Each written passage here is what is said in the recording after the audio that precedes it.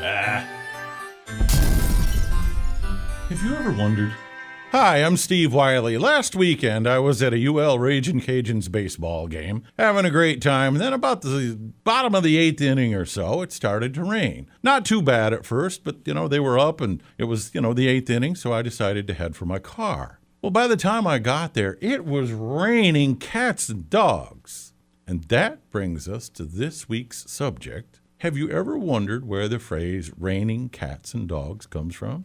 Well, I did some research and I found a bunch of stories, most of which were pretty easily debunked, and kind of distilled it down to 3 of them. Now, the first one, I guess, is the most common. It's the old wives' tale that back in medieval Europe, peasants' houses had thatched roofs. And when a hard rain would come, the dogs and cats that were taking shelter there would fall out.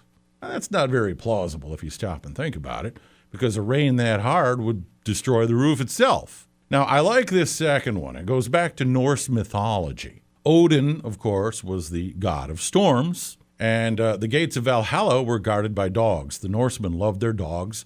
On extremely cold nights, they'd sleep with them.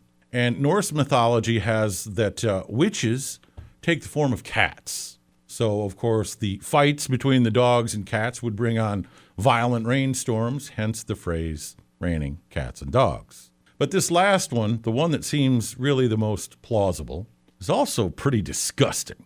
Goes back to 17th century England, and in a lot of the towns, the street drainage was very, very bad.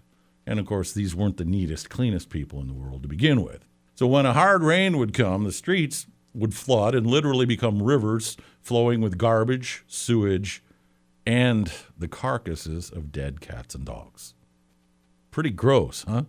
Well, for more great content, click right here. To subscribe, click right here. Thanks for joining us.